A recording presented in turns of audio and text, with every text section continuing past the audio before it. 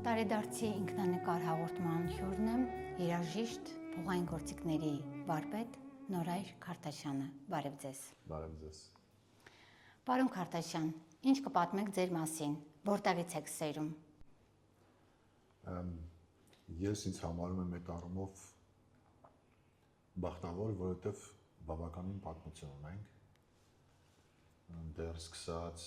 1722 թվականից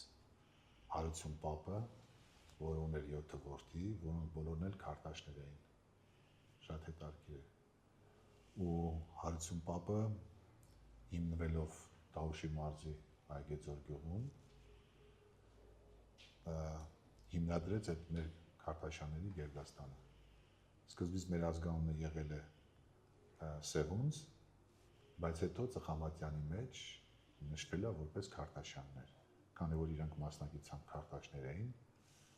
ու կարող եմ ասել, որ մեր գյուղում բավականին տներ ոչ ամբողջությամբ, բայց մեծամասնությունը կառուցել են հենց Քարթաշյանները, քանի որ ունեցել են այդ մասնագիտությունը, ու հետաքրքիր է, որ 7 տղաներից 3-ը զուտ վարպետ էին, իսկ մյուս 4-ը նրանք զբաղվում էին քարը հայթայթելով, այսինքն ունեին քարհանք եւ այնտեղ նրանք քարը կտրում էին եւ բերում էին, որ բնականաբար տները կառուցվեն։ Մեր գյուղի առաջի 2 հարգանի տները էլի մեր տներն է, որի վրա տվագրված է 1895 թվական։ Մեր գերդաստանի վերջին քարտաշը իմ Իսահակ պապն է եղել։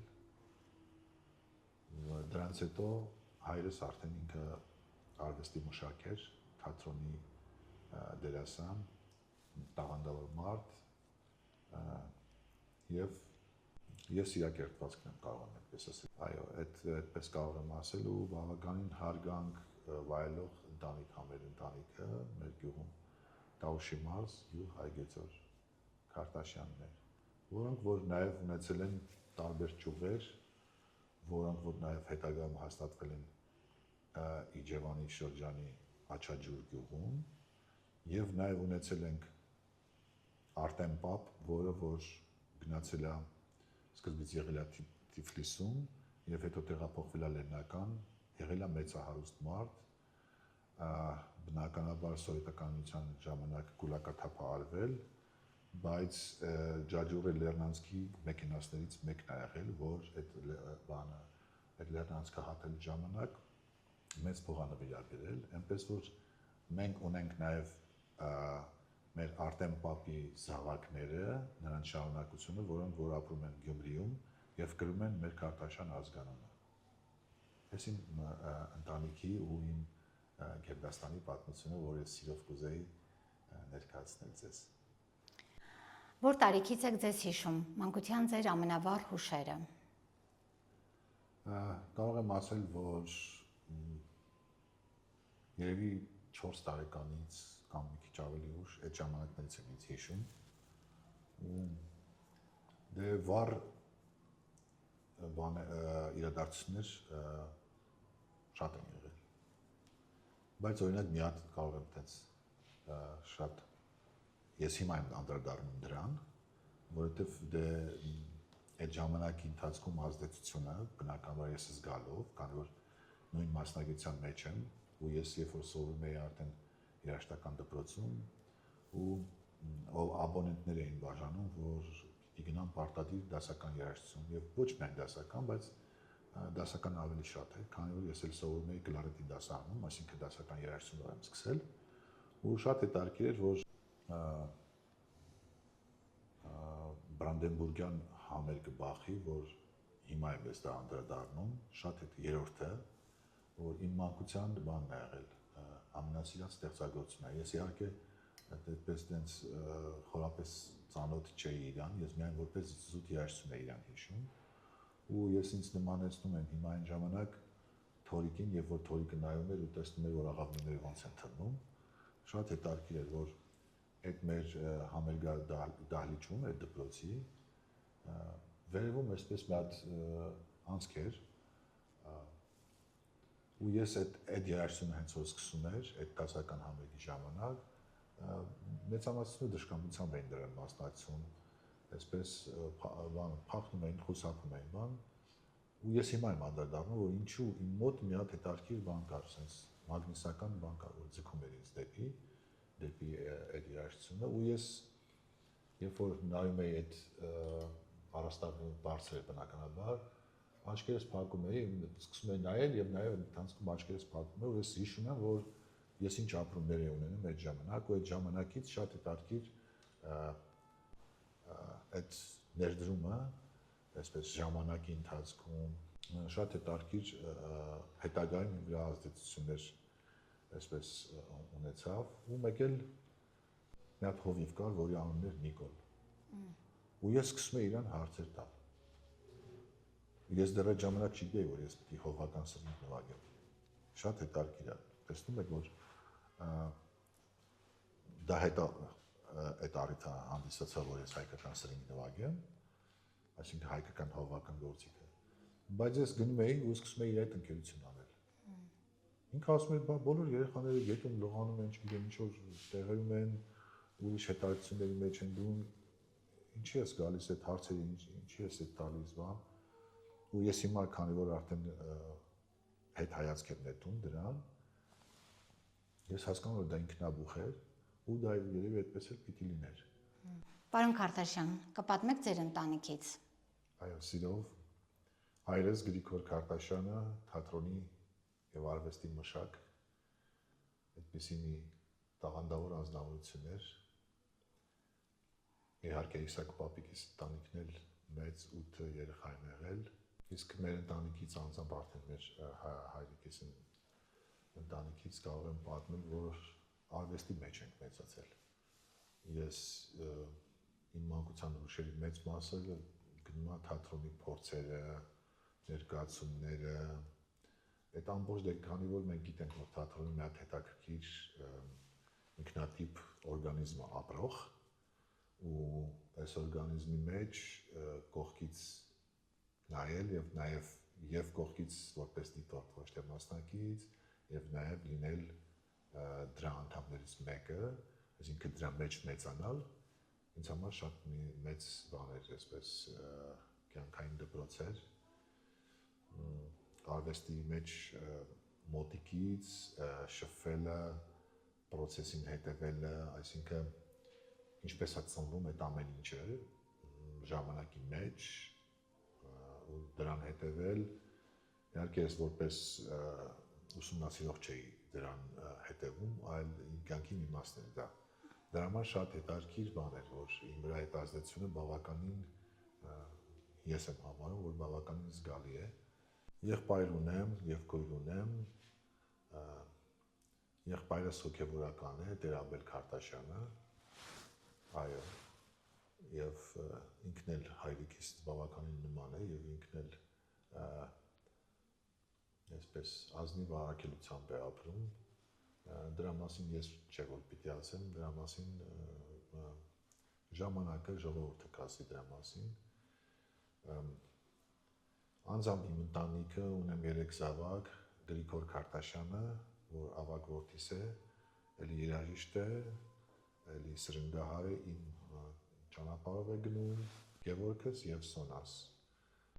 Ինչով եք սիրում անցկացնել ազատ ժամանակը։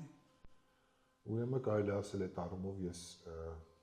երկու կարևոր մեծ սեր ունեմ, այսպես եթե կարող եմ դա անվանել։ Եվ բնականաբար առաջինը բնությունն է։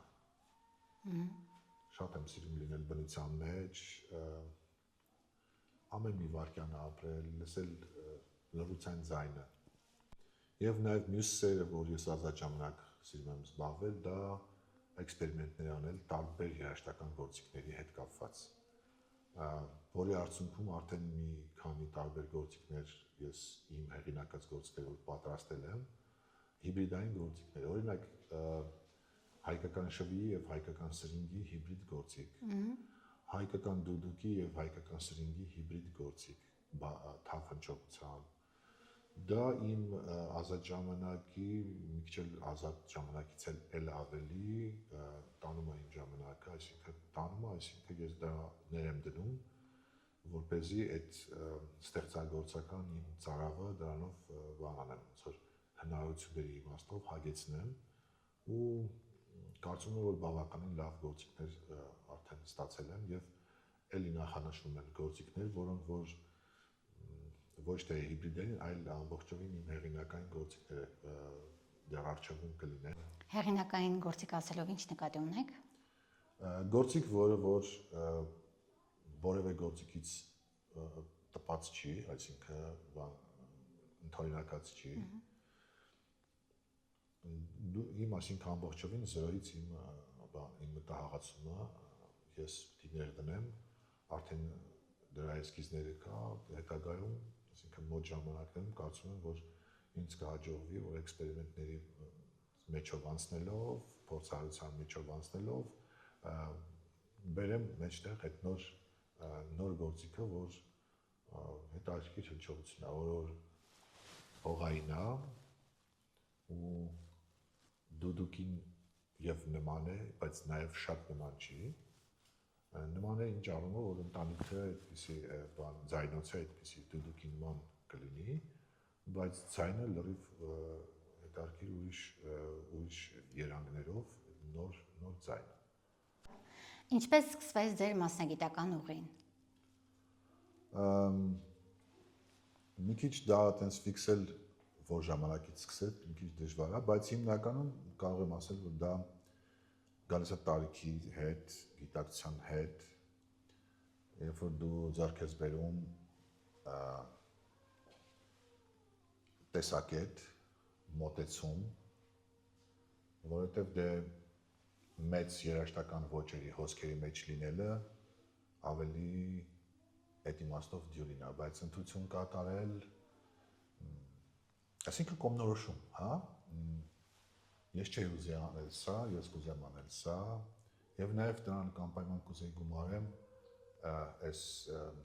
էթնիկ պատկանելությունը, հա, երբ որ քո էթնիկ պատկանելությունը այդ իմաստով սկսում է քեզ ներսից համոզում թելադրել, պիտի բավականին բան ունենաս, որ ընտրես, որովհետև ինքը քեզ արդեն ասում է, ինքը քեզ ուղղորդում է։ Ինչպես որ ասում է, որ չգիտեմ, 20 տարեկանից հետո այսպես է լինում, 30 տարի սովորաբար այսպես է լինում, 40-ից այդպես է լինում։ Այո, 30-ից հետո սկսում է ավելի այսպես քո համոզումը դեպի քո արմատները, այսպես քո էթնիկ պատկանելությունը սկսում է քեզ զգացնել տալ, որ ահա ես կամ, հա, ինքը գալիս է ինքնաբուխ, ինքը քեզ տալիս է մի հատ բան, սիգնալ, այսպես կարող ենք ասել, նշույլ է տալիս, որ դու հասկանաս։ Ու տենց ստացվեց, որ դե 30-ից հետո արդեն սկսեց ինչ-որ խմորումներ, որոնք որ գալիս են ներսից, դե բնականաբար ես ենթարկվելով դրանց ավելի որոշակյացա իմ ընտրության մեջ, ոչ ինչպիսի երաժշտության հետևեմ, հետո բնականաբար ավելի մի քիչ ավելի մեծացա, ավելի այսպես դա հիմնավորվեց կյանքով, գիտելիքներով, համոզումներով եւ այլն, այսպես ու ժամանակի ընթացքում եկանք հասանք այստեղ ու նաեւ ուզում եմ մի հատ կարևոր բան շեշտել, որ 100-150 տարի առաջ երևի Աստծո կամոք եկան մարդիկ ու սկսեցին մեծ բաներ ցույց տալ։ Կոմիտաս եկավ երաժշտությունը սկսեց ցույց տալ։ Ոչ միայն երաժշտությունը որպես երևույթ, այլ մեր կապը դրա հետ։ Մենք ինչ կապ ունենք 2000 տարի առաջվա այդ գոհարները որ կան։ Մենք ժամանակակից հայերս ինչ կապ ունենք դրա հետ։ Երաժշտության մեջ Կոմիտասը ցույց տվեց, քաղաքական մտքի մեջ Կոստանդզարյանը, լեզվի մեջ մեր գիտնականները Աչարյանը, ճարտարապետները եւ այդ մարդիկ ոնց որ ինձ թվում է, որ իրանք էլ եմ ասում, Աստծո կամոք եկած ուղարկված մարգարեներ էին։ Իրանք եկան, որ ցույց տան մեզ կապը մեր նախնյաց հետ։ Շնորհակալ եմ, որ այդ մարդիկ եկան եւ ցույց հանեցին մեզ։ Ցույց տվեցին այդ կապը։ Իրանց գործնեությամբ եւ ամեն ինչով։ Պարոն Քարտաշյան, կարողացել եք ձեզ իրացնել ձեր մասնագիտությամբ։ Կարող եմ ասել, որ ես այսպես իմ այն շերտը, որտեղ որ ես պիտի անում եմ իմ գործունեությունը, դա ասենք, այո, համարում եմ, որ այդ իմաստով հաջողված է, որովհետև դե բնականաբար ես համոզված եմ, որովհետև դա իմ ընտրությունն է, ոչ թե ինչ որ ես մի հատ հիմնարկում եմ աշխատում, որտեղ որ այսքան աշխատավարձ են տալիս ու ուզում են ինձանից սա, ոչ, ես ունեմ ազատություն ստեղծագործական այդ իմաստով ու դա իմ տարիների ընթացքում ձևավորված դրա հիման վրա ստեղծված ընտրությունն է, որ սա իմ անձնական կարծիքն է, մնացածն էլ ժողովուրդը պիտի ասեն, այսինքն լսող մարդիկը իրենք պիտի գնահատեն, իսկ ավելի եթե այսպես մի քիչ ավելի խոհեմ լինենք, դրա անունն է ժամանակ։ Ժամանակը ամեն ինչ դնում է իր տեղը, այսինքն ժամանակը այդ գնահատականը, այդ ամեն ինչը ժամանակը ինքը տալիս է։ Հայը եւ հայեությունը ձեր բնորոշմամբ։ Գիտեք, ընդհանուր առմամբ մենք քանի որ վաղուց ենք սկսել հայ կոչվել, դա վաղուց էր։ Բայց դեռ այդ ընդհանուր բոլոր մարդկանց մեր հայ ազգի մեջ այդ ընդհանուր բնորոշում տալը մի քիչ այդ սահմանները դժվար է եւ հեղուկ է, որովհետեւ բնականաբար մենք երկար ապրելով օտար լծերի տակ, այսպես օտար ու ընդհանրապես բաժանված լինելով, այսպես կարող ենք պայմանական կոչել արևմտյան քաղաքակրթության ներքո եւ մյուս մասը բանը արևելյան, հա։ Օրինակի համար բանի օրինակը բերենք Վարդանանց պատերազմը, դա բախում էր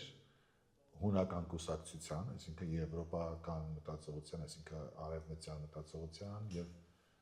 ասիական, այսինքն Պարսկաստանի այս դեսպոտիզմի եւ այլ այս ամեն ինչը արևելյան որ ասում, դրա մեջ դա է, իմաստը դա է։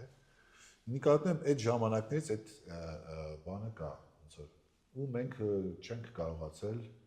թվականակով այնքան շատ լինել, որպեսզի մեր մշակութային, մեր մտածելակերպային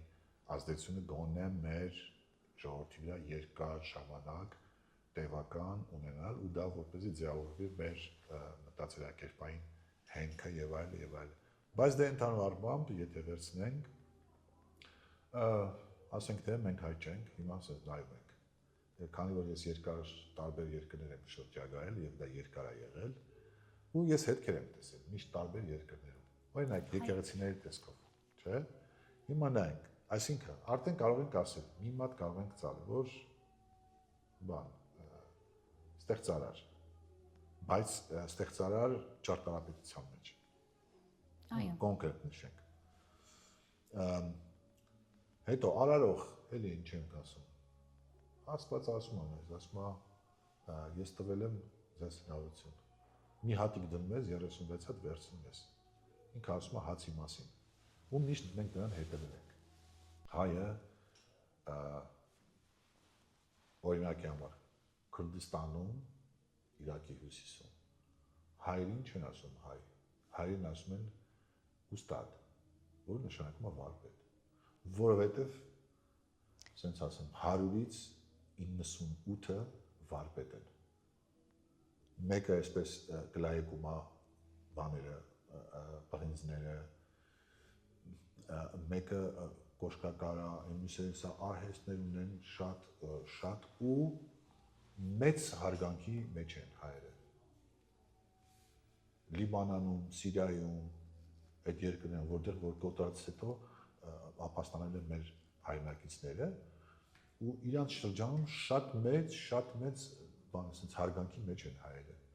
Այդ մարդիկ են հայը։ Այն մարդիկ, որ Եվրոպայում գնացին նորարարություններ արեցին, հիմա ես չեմ ուզում այդ մի քիչ էլ այսպես ուռճացված այդ սնոտապաշտարով, մենք բանս, մենք գիտեսով, մենք, այդպես չէ։ Ավելի իրատես լինելով հանդերձ, զուտ միայն հետևելով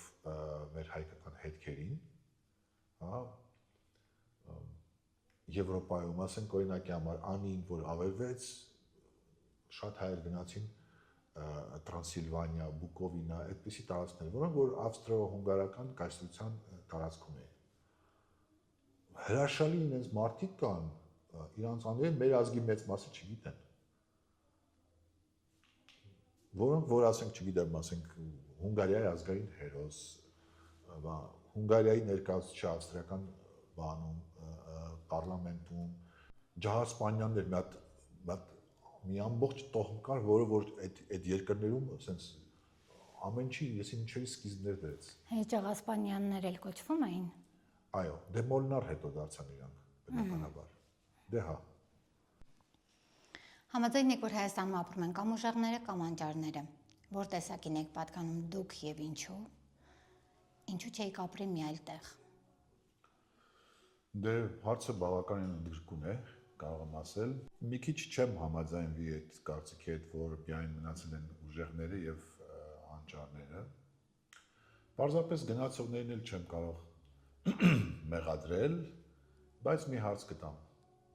Հիմնական, ասենք, իմ իմացած գոնե մարդկանց, ովքեր որ այսպես ասեմ, լքել են երկիրը, ունեն հնարավորություններ ստեղ ապրելու, բայց դե սենց է ստացվում, որ գիտեք ոնց որ պարզունակ օրինակը բերեմ ես, որ քանի կովը կաթա տալիս, լավ է, հենց արդեն կովը ցամաքեց, եկեք այս կովին մորթենք, հա, դա արդար չի։ Հայրիկս շատ լավ օրինակ էր բերում, ասում էր, Վալիկ ջան, ճնճղուկը որ ճնճղուկ է, ինչ է, ճնճղուկ է, չէ, այդ փոքրիկ ճնճղուկ է,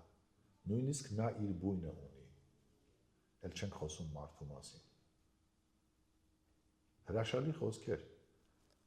տաղանդավոր խոսքեր, որ ամեն մարդ այդ գիտակցությունը պետք է ունենա։ Եվ եթե մի ազգի մեջ ինչ-որ մարդիկ են գալիս, որ սկսում են ասել, որ սուտա, որտեղ հաց այնտեղ կաց, նույնիսկ գնչուները այդպիսի բան չունեն։ Նույնիսկ գնչուները ուզում են ինչ-որ մի տեղ գոնե սենց մնան, ինչ-որ մի տեղ կպնեն հողին, չգիտեմ, հողի ինչ է այդ երկրին գոնե, հա, մնան, նույնիսկ գնչուները։ Բա այդ ինչ արտահայտություններ կա, որ ասենք մեր ազգի մեջ կա, որտեղ հաց այնտեղ կաց։ Եղունգ ունես գլուխդ քորիր։ Ես ամենավատ կողմն եմ ասում հանուն արդարության։ Ինչ է դա? Դա էգոիզմի դրսևորման ամենաբարձր եւ ամենաանպատասխանատու կետն է։ Այդպիսի բան ունենալ, այդպիսի ես չեմ ասում, որ դա հայկական է։ Այդ ասացվածքները, բայց ինչու է ասենց բանը։ Կա այդ պարարտողը, որ դրանք ապրում են, այդ ասողները եւ այդ դրանք տարածողները այդ միտքը։ Չի կարելի։ Նույնիսկ նորից ես կուզեմ եզրափակեմ հայրիկիս խոսքով։ Ճնճղուկը որ ճնճղուկ է, նա ունի իր բույնը։ Սիրում եք ձեր տարեդարձը։ Ձեր տարեդարձներից ամենահիշարժան պատմությունը։ Դե բան է, մոռացել էի, որ այդ օրը ծնունդս է, ավելի շատ կուրիոզ է, էլի, սա ոչ թե հիշարժան։ Մենք Ֆրանսիայում էինք, ես հյուրախաղերի մեջ էի ժամանակ, մի շատ լավ ընկեր ունեմ, Կարինե Հովհաննիսյան, Քահանահարովի, տենց խոսք գնաց, խոսքից խոսք, այսպես որ ինչպես է, այսպես իր ամուսինը, որ նաև իմ ընկերն է եւ իմ հասակակիցն է, մեր ծննդյան օրերի մասին տենց ինչ-որ դու ես մեծ, թե Տիգրանն է մեծ, այսպեսի մի խոսակցություն գնաց ու եկանք հասանք նա, որ Կարինեն հարցրեց, դե լավ, Տիգրանը այս ժամանակացել է, դու երբ ես ծնվել, դե որոշի, որ արդյոք ես եմ մեծ, թե իմ ընկեր Տիգրանը, որ իր ամուսինն է, ես ասի սեպտեմբերի 18-ին, ու ինքը սենց քարացած նայում է ինձ, ուզում է հասկանա, որ ես կատակ եմ անում, բան եմ անում, իր այսպես ասած կենցաղ Քանի որ սեպտեմբերի 18-ն էր, այո։ Հա, պարզվում է, որ այդ օրը սեպտեմբերի 18-ն է, ու տեսա, որ ես ոչ մի անդրադարձ չունեմ։ Պարզապես ասեցի ու գնաց ու տա ասենց։ Բա տեսա, որ ինքը հասկացա, որ ես տեղյակ չեմ, ես քանի որ երկար ժամանակ մի ամսից ավել մենք հյուրախաղերի մեջ ենք, էլ այդ թվերը բաներ չեն հիշում, ու իմ ծնունդը չեն հիշում մի խոսքով, որ այդ օրը իմ ծնունդն է։ Ու հիմա ասենց նայում ասում, դու ինձ բան ես անում, հետ ինձ կատակ ես անում, հետ ձեռ ես առնում, ինձ ասում եմ, չէ, ինչի պետք է ես ձեռ առնեմ։ Նորա էր, այսօր սեպտեմբերի 18-ն է։ ասում եմ Կարինե լավ, իսկական ինչ ու միա ծիծաղ մի բան sense էսա որ մի հատ հետարքիր տենց բան էր, ավելի շատ ոչ թե հիշարժան, բայց կուրիոզային իմաստով։ Պարզ է։ Իսկ ընդհանրապես ինչպես եք անցկացնում ձեր ծննդյան օրերը։ Իմ ծննդյան օրը շատ հետարքի է, որ ես սկզբից ավելի շատ բան ունեի, ոնց որ էներգիա ունեի իմ մեջ, բնականաբար ավելի երիտասարդ էի, ես հիմա էլ եմ ինձ երիտասարդ զգում, բայց այն ժամանակ քանի որ ավելի երիտասարդ էի, արյունը ավելի շատ էր ու այսպես բան է, շատ մարդկանց մեջ էի լինում այդ օրը, ընդունում էի բաներ, sense շնորհավորանքներ բան, բայց հիմա այս վերջի երևի 13 կամ 14 տարվա ընթացքում ինձ բան արեց, նորից կանչեց բնությունը ու ես գնում եմ Խոսրովի անտառ իմ ծննդյան օրը աղցքի խոնարհված եկեղեցին գնում եմ այնտեղ այսպես փոքր ուխտագնացության նման մենության մեջ, բնության մեջ խոհելու, վերաիմաստավորելու, մտածելու ու հետո ինչ պատահական ինչ որ ընտրեցի այդ տեղը, այդ աղցքի եկեղեցին, բայց մի հատ շեդևր է հայկական ճարտարապետության խոնարհված եկեղեցի, որտեղ որ գնում ես տնես ինչ որ աղբեր է, ինչ որ sense բաներ է, ու ասում ես բայց ինչի մարդիկ։ Այդ մարդիկ սարքել են միջև մակա, այդ մարդկանց ուզում եմ բացատրեմ, որ հիմա մեր ներկայիս Հայաստանում 100 տարեկանից բացի բեր եկեղեցիներից 100 տարեկանից ավելի ծեր շենք գոյություն չունի կանգուն։ Այո։ Բայց մարդիկ այդ ամեն ինչը սարքել են միջև մա կանգուն է։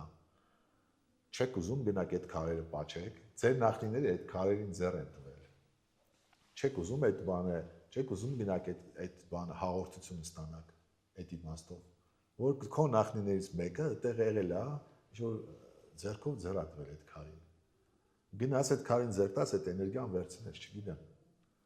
Մարդիկ սիմվոլիզմի իմաստը չեն հասկանում։ Ինչ եք կարծում, ինչ հետ կթողնեք հայ երաժշտության պատմության մեջ։ Մի քիչ դրա մասին խոսալը իմ համար մի քիչ անհամեստ կլինի, կարծում եմ։ Ինչի, որովհետև դե ես ոնց որ չեմ կարող ասել, որ գիտեք, այսպես կլինի, բան ճիշտ կլինի, որ այսպես լինի։ Դա կամ կլինի ցանկությունների շարքից կամ գուշակությունների շարքից։ Դրա համար կարծում եմ, որ ինչպես որ վերը դրա մասին խոսեցինք, նշեցի ես, վերևում, որ ժամանակը ինքը ամենամեծ ու ամենագեղեցիկ դատավոր ասենք, արդարը դատ ասենք, կարգավորող ասենք, դա ժամանակն է, հա, արվեստագետը մանավանդ հասկանում է հավերժության իմաստը, ինչու, որտեղ ժամանակը մենք ենք արարել, սա մի վայրկյան է, 60 հատ սրանից 1 րոպե եւ այլ, հետո եկանք հասանք դար, արդեն պատմություն, այս ժամանակի իմաստը մենք ենք հնարել, հա, եւ երբ որ մարդը սկսում է հասկանալ, որ հավերժությունը ինչ է, որ այդ ժամանակը այդ հավերժության մեջ կանգնած է, այսինքն մի մարդու կյանքը, այս ընդհանուր այդ դար, որ ասում եմ, այդ ժամանակի մեջ, դա մի ակնթարթ է, եւ մոռացության փոշին, եւ մարդու ոչ միայն արածի, այլ ընդհանրապես իր ապրած կյանքի, ընդամենը 40 տարի եւ մարդկա իսկի գերեզման դրնել չկա, ջնջվում է, մոռացության փոշին դրվում է, չէ՞։ Այսինքն մենք դա տեսնելով պիտի հասկանանք, որ ինչ է նշանակում հավերժություն։ Եթե մարդը հասկանում է այդ հավերժության, որ ինքը բան է, ցիկլ է, եթե դա մարդը արվեստագետ մարդը սկսում է հասկանալ, ինքը արդեն սկսում է ստեղծագործել բոլոր ժամանակների համար։ Ոչ թե միայն պատեհապաշտ այս ժամանակի, այս իշխանության, այս քաղաքական նպատակահարմարության եւ այլ։ Բնականաբար, այսինքն ավելի մեծ ժամանակային ընթացքի մասին ենք խոսում, որի անունն է հավերժություն։ Ստեղծագործողանատը գիտի ինչ արժեք է թողնում։ Ձեր խիղճը հանգիստ է։ Այո,